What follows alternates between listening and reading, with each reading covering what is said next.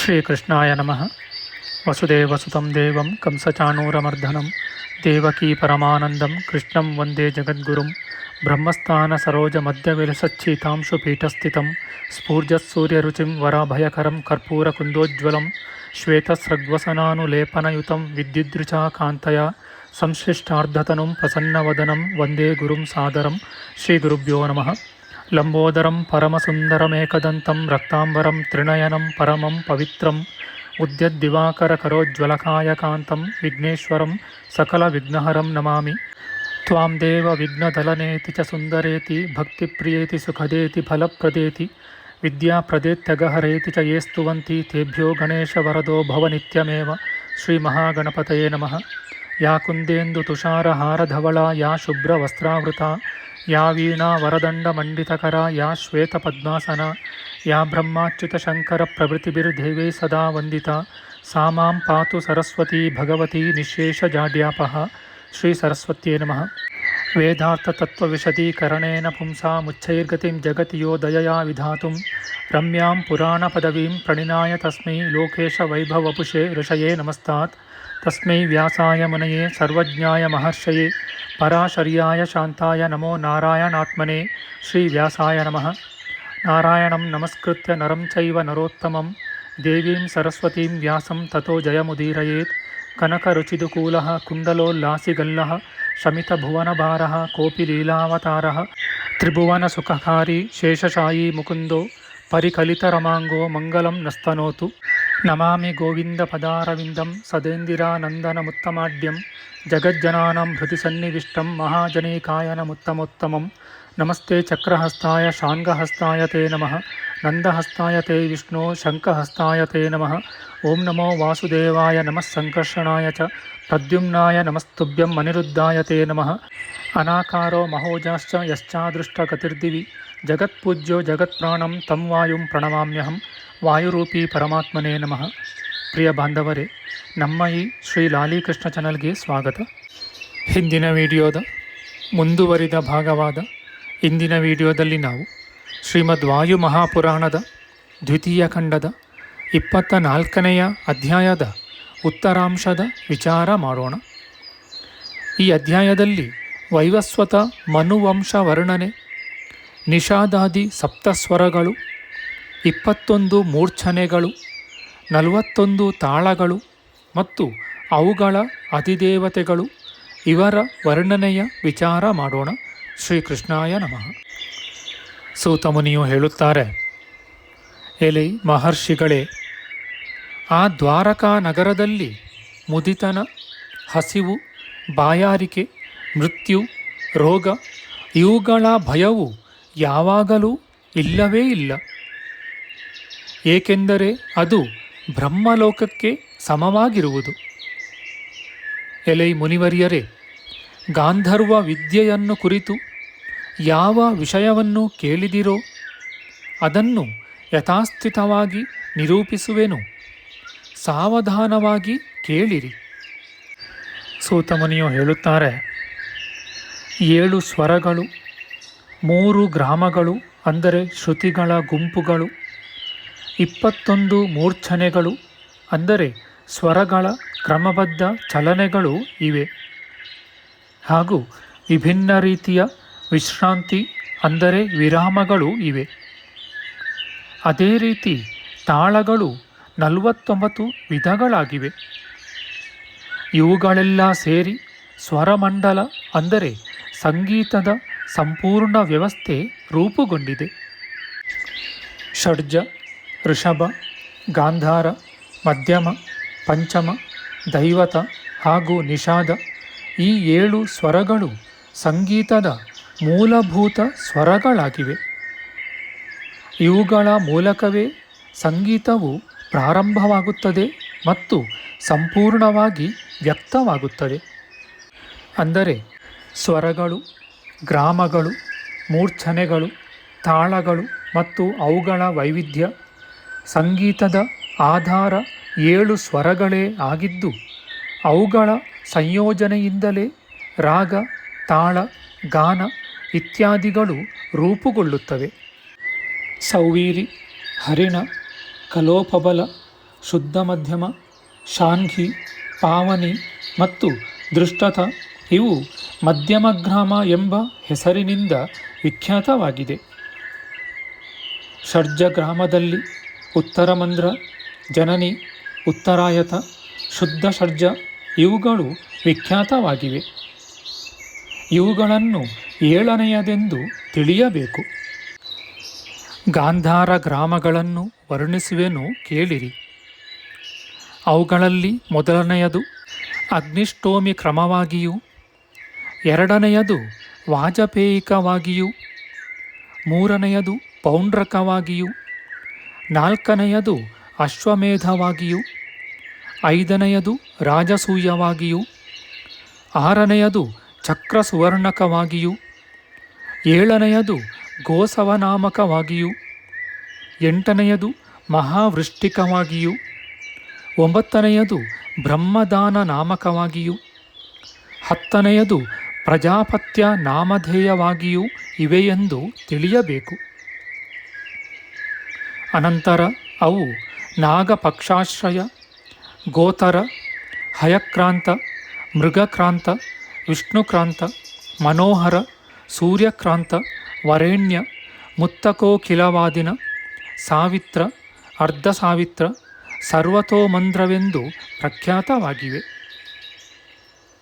ತರುವಾಯ ಮಧ್ಯಮಗ್ರಾಮವು ಸುವರ್ಣ, ಸುತಂತ, ವಿಷ್ಣು ವೈಷ್ಣವವರ, ಸಾಗರ, ವಿಜಯ, ಸರ್ವಭೂತ, ಮನೋಹರ, ಹಂಸ, ಜ್ಯೇಷ್ಠ, ತುಂಬುರು ಪ್ರಿಯ, ಮನೋಹರ, ಆಧಾತ್ರ್ಯ, ಗಂಧರ್ವಾನುಗತ, ಅಲಂಬುಶ್ರೇಷ್ಠ, ನಾರದಪ್ರಿಯ, ನಾಗರಪ್ರಿಯ, ಕರೋಪನೀತ, ವಿನತ, ಶ್ರೀನಾಮಕ, ಭಾರ್ಗವಪ್ರಿಯ ಎಂಬುದಾಗಿ 20 ವಿಧವಾಗಿದೆ. ಷಡ್ಜ ಗ್ರಾಮವಾದರೂ 14 ಪ್ರಕಾರವಾಗಿವೆ.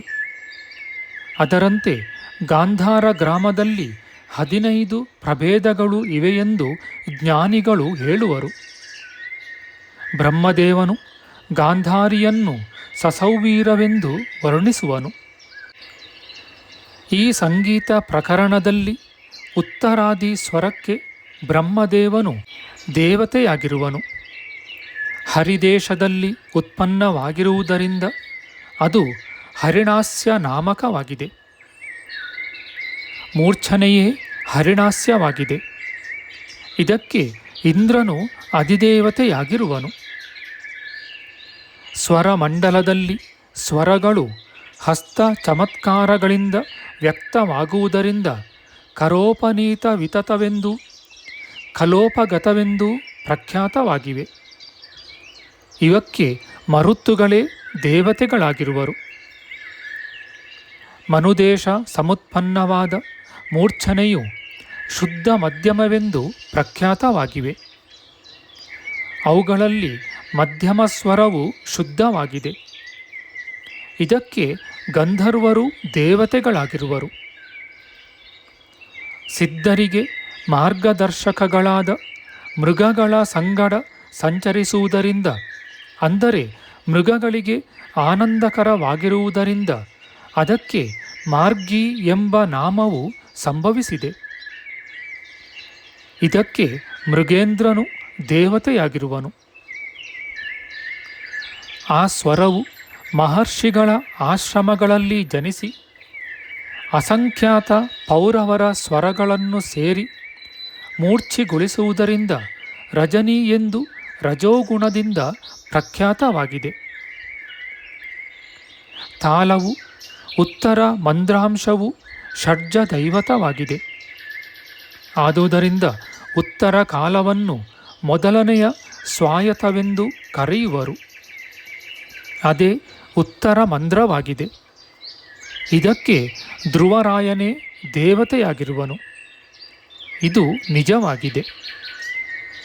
ಅದು ಅಪಾನಕ್ಕಿಂತಲೂ ಉತ್ತರವಾಗಿರುವುದರಿಂದ ರೈವತವು ಉತ್ತರಾಯಣವೆಂದು ಸಂಜ್ಞೆಯಾಗಿದೆ. ಮೂರ್ಛನೆ ಎಂಬುದು ಹೀಗೆ ವರ್ಣಿತವಾಗಿದೆ. ಈ ಸ್ವರಗಳಿಗೆ ಶ್ರಾದ್ದ ದೇವತೆಗಳಾದ ಪಿತೃಗಳೇ ದೇವತೆಗಳಾಗಿರುವರು. ಮಹರ್ಷಿಗಳು ಶುದ್ಧವಾದ ಷಡ್ಜ ಸ್ವರವನ್ನು ಉಚ್ಚರಿಸುತ್ತಾ ಅಗ್ನಿದೇವನನ್ನು ಪೂಜಿಸುವರು. ಆದ್ದರಿಂದ ಆ ಸ್ವರಕ್ಕೆ ಶುದ್ಧ ಷಡ್ಜಸ್ವರವೆಂದು ನಾಮವು ಸಂಭವಿಸಿದೆ. ಯಾವುದು ಸತ್ಪುರುಷರಿಗೆ ಆನಂದವನ್ನು ಉಂಟುಮಾಡುವುದೋ ಅದಕ್ಕೆ ಪಂಚಮ ಸ್ವರವೆಂದು ನಾಮವು ಸಂಭವಿಸಿರುತ್ತದೆ. ಯಕ್ಷಿಗಳಿಗೆ ಮೂರ್ಛನೆಯನ್ನು ಉಂಟುಮಾಡುವ ಆ ಸ್ವರವು ಯಕ್ಷಿಕಾ ನಾಮದಿಂದ ಪ್ರಖ್ಯಾತವಾಗಿದೆ. ಯಕ್ಷಿಕಾ ಮೂರ್ಛನೆ ಎಂಬುದಾಗಿ ಖ್ಯಾತಿಗೊಂಡಿದೆ. ಯಾವ ರಾಗವನ್ನು ಹಾಡುವುದರಿಂದ ಸರ್ಪಗಳು ಆನಂದವನ್ನು ಪಡೆಯುತ್ತವೆಯೋ ಅದಕ್ಕೆ ನಾಗದೃಷ್ಟಿಯೆಂದು ಹೆಸರು ಬಂದಿದೆ. ಅದು ನಾಗದೇವತಾಕವಾಗಿದೆ. ಯಾವುದು ಸರ್ಪಗಳಿಗೆ ಮೂರ್ಛೆಯನ್ನು ಉಂಟುಮಾಡುವುದೋ ಅದು ನಾಗಸ್ವರವಾಗಿದೆ. ಅದಕ್ಕೆ ವರುಣನೇ ದೇವತೆಯಾಗಿರುವನು. ಕಿನ್ನರರು ಯಾವುದನ್ನು ಪಕ್ಷಿಗಳಿಗೆ ಹೋಲಿಕೆಯನ್ನಾಗಿ ಹೇಳುತ್ತಾರೋ ಅದಕ್ಕೆ ಉತ್ತಮ ಮೂರ್ಛನೆಯೆಂಬ ನಾಮವು ಉಂಟಾಗಿದೆ. ಅದಕ್ಕೆ ಪಕ್ಷಿಗಳಿಗೆ ರಾಜನಾದ ಗರುಡದೇವನೇ ಅಧಿಪತಿಯಾಗಿರುವನು. ಯಾವ ರಾಗವು ಗೋವುಗಳನ್ನೂ ಸಹ ನಿಜವಾಗಿಯೂ ವಶಪಡಿಸಿಕೊಳ್ಳುತ್ತದೆಯೋ ಆ ರಾಗಕ್ಕೆ ವಿಶುದ್ಧ ಗಾಂಧಾರಿ ಎಂಬ ನಾಮವು ಉಂಟಾಗಿದೆ. ಅದಕ್ಕೆ ಗಂಧರ್ವರೇ ಅಧಿದೇವತೆಗಳಾಗಿರುವರು. ಗಾಂಧಾರ ರಾಗವು ಉತ್ಪನ್ನವಾದ ನಂತರ ಉತ್ಪನ್ನವಾದ ರಾಗಕ್ಕೆ ಉತ್ತರ ಗಾಂಧಾರವೆಂಬ ನಾಮವು ಸಂಭವಿಸಿದೆ. ಈ ಉತ್ತರ ಗಾಂಧಾರವೆಂಬ ರಾಗಕ್ಕೆ ವಸುಗಳೇ ದೇವತೆಗಳಾಗಿರುವರು. ಈ ಮಹಾಭೂತವೇ ಬ್ರಹ್ಮದೇವನ ಬಳಿಗೆ ಹೋದುದರಿಂದ ಅದು ಷಡ್ಜ ಮೂರ್ಛನೆಂದು ಪ್ರಖ್ಯಾತವಾಗಿದೆ. ಇದಕ್ಕೆ ಅಗ್ನಿದೇವನೇ ಮುಖ್ಯ ದೇವತೆಯಾಗಿರುವನು. ದಿವ್ಯವೂ ವಿಶಾಲವೂ ಆದ ಸ್ವರವು ಮೂರ್ಛನೆಯಲ್ಲಿ ಮಂದವೂ ಆರನೆಯದು ಆಗಿರುವುದರಿಂದ ಈ ಸ್ವರಕ್ಕೆ ಪ್ರಾಕೃತ ಗುಣ ನಾಮಗಳಿಂದ ರಹಿತನಾದ ಶ್ರೀ ಭಗವಂತನೇ ದೇವತೆಯಾಗಿರುವನು. ಪೂರ್ಣವಾದ ಸಪ್ತ ಸ್ವರಗಳು ಮೂರ್ಛನೆಗಳು ಹೀಗೆ ಸಾಂಗವಾಗಿಯೂ ವಿಸ್ತಾರವಾಗಿಯೂ ವರ್ಣಿತವಾಗಿದೆ. ಇದರಿಂದ ಅನೇಕ ವಿಧವಾದ ಸ್ವರಗಳು ಉತ್ಪನ್ನಗಳಾಗಿದ್ದರೂ ಈ 6 ಸ್ವರಗಳೇ ಮೂಲ ಕಾರಣಗಳೆಂದು ಜ್ಞಾನಿಗಳು ಹೇಳುವರು. ಇತಿ ಶ್ರೀ ಮಹಾಪುರಾಣೆ ವಾಯುಪ್ರೋಕ್ತೆ ವೈವಸ್ವತ ವಂಶ ಗಾಂಧರ್ವ ಮೂರ್ಛನಾ ಲಕ್ಷಣ ಕಥನಂ ನಾಮ ಚತುರ್ವಿಂಶೋಧ್ಯಾಯ. ಶ್ರೀಕೃಷ್ಣಾರ್ಪಣಮಸ್ತು. ನಮ್ಮ ಮುಂದಿನ ವಿಡಿಯೋದಲ್ಲಿ ನಾವು ಶ್ರೀಮದ್ ವಾಯು ಮಹಾಪುರಾಣದ ದ್ವಿತೀಯ ಖಂಡದ 25ನೆಯ ಅಧ್ಯಾಯವಾದ ಗೀತಾಲಂಕಾರ ನಿರೂಪಣೆಯು ಸಪ್ತ ಸ್ವರಗಳು ಮತ್ತು ಅದರ ಆರೋಹಣ ಅವರೋಹಣಾದಿ ಕ್ರಮಗಳ ವಿಚಾರ ಮಾಡೋಣ. ಆಧ್ಯಾತ್ಮಿಕ ಚರ್ಚೆ ಮತ್ತು ವಿಚಾರ ವಿನಿಮಯಕ್ಕಾಗಿ ಶುರು ಮಾಡಿದ ಈ ಚಾನಲ್ನಲ್ಲಿ ನಾವು ಅಪ್ಲೋಡ್ ಮಾಡುವ ಎಲ್ಲ ವಿಡಿಯೋಗಳನ್ನು ಸಂಪೂರ್ಣವಾಗಿ ನೋಡಿ ನಿಮ್ಮ ಸಲಹೆಗಳನ್ನು ಕಮೆಂಟ್ ಬಾಕ್ಸ್ನಲ್ಲಿ ಬರೆಯಿರಿ. ಈ ಚಾನಲ್ಗೆ ಸಬ್ಸ್ಕ್ರೈಬ್ ಮಾಡಿ ಹಾಗೂ ಬೆಲ್ ಬಟನ್ ಒತ್ತಿ ನಾವು ಹಾಕುವ ಎಲ್ಲ ವಿಡಿಯೋಗಳನ್ನು ನೋಡಿ ಪ್ರೋತ್ಸಾಹಿಸಿ. ಕೃಷ್ಣಂ ನಾರಾಯಣಂ ವಂದೇ ಕೃಷ್ಣಂ ವಂದೇ ವ್ರಜಪ್ರಿಯಂ ಕೃಷ್ಣಂ ದ್ವೈಪಾಯನಂ ವಂದೇ ಕೃಷ್ಣಂ ವಂದೇ ಪೃಥಾಸುತಂ. ಶ್ರೀಕೃಷ್ಣಾಯ ನಮಃ.